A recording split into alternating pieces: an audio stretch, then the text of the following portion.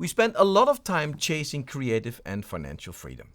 We give our teams room, freedom, and endless tools, assuming that a blank slate is how you best build something really brilliant. But it turns out the reality might be the opposite. This week's book tip is Inside the Box, written by David Epstein. Total freedom might paralyze your team. When you remove all the walls, people spend all their energy just trying to navigate the map instead of actually running the race.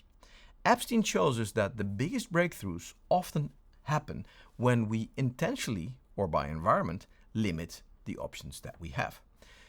Take the engineers at DeepSeek. A massive shortage of advanced microchips forced them into a brilliant workaround, producing a model, an AI model that rivaled tech giants, but only at a fraction of the cost.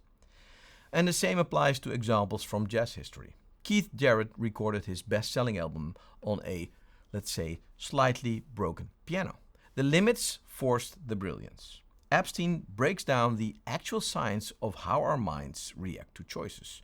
When we have no boundaries, our brains tend to naturally drift towards the easiest, most obvious answers. Sorting through endless data points is just too exhausting for you or maybe for your creative team. The book argues that tight boundary setting isn't a prison at all. It acts as a filter. It forces you to look at new tools right in front of you and use them in ways you never would have considered. If you have a massive budget, you might have done it differently. So originality is a direct result of being backed into a corner and having less options.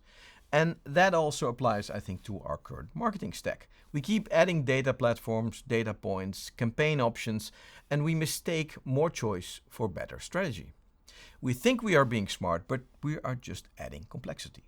Trying to do everything is just a tax on your internal capacity.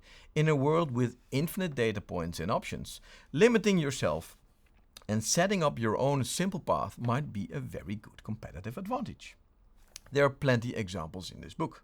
I think this book is for any marketeer or founder caught between an overwhelming amount of opportunities and capabilities. It gives you the science to think smaller and think limits, and it turns out that if you limit your own options, you usually get better results. Less truly is more. The book has lots of examples that are very easy to follow, and the book comes highly recommended. So happy reading!